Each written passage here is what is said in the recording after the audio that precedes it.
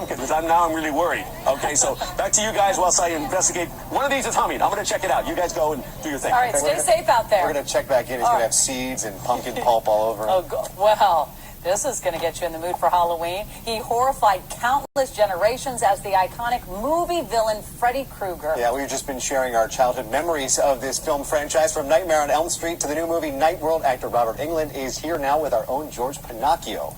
Well, thank you for driving a far distance to come to see us this afternoon. Anything for you, George. It's my favorite time of year. Is horror icon an okay title for you?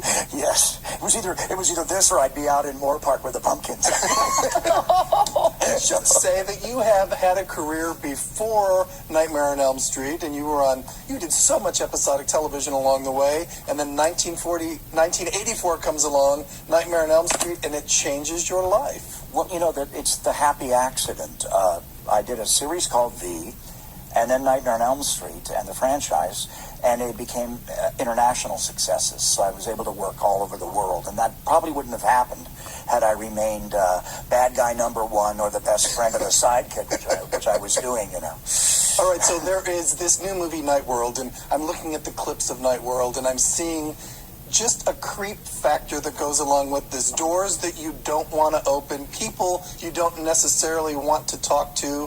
Will we be like this on the edge of our seats? Well, you know, Nightworld is not a slasher film, and I have certainly worked in those fields before.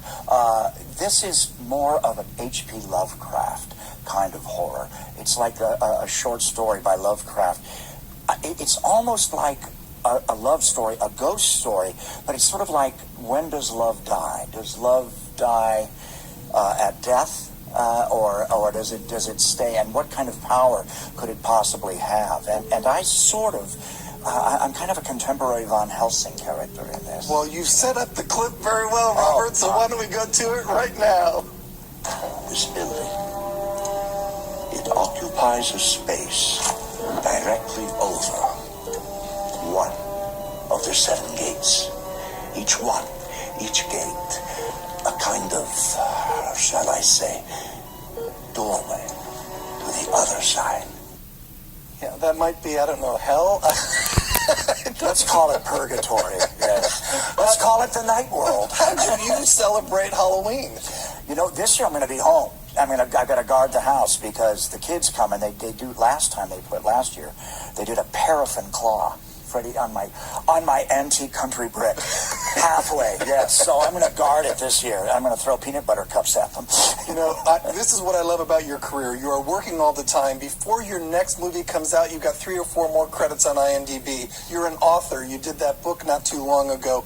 You really are constantly working. I love that. Well, I think the blessing, the happy accident in my career was this sort of 1-2 punch of this series V and Nightmare on Elm Street, because it really feels different when you click internationally. And we are a global economy now and a global business. And I was just fortunate enough to have that door open. And this film, Nightworld, I think it's the first Bulgarian film ever to have a release in the United States. Yeah, and it's an international cast and crew. And it's great fun. Very good. Robert Englund, scaring people all around the world. Don't miss Robert Englund in Nightworld. It's in select theaters and on demand today.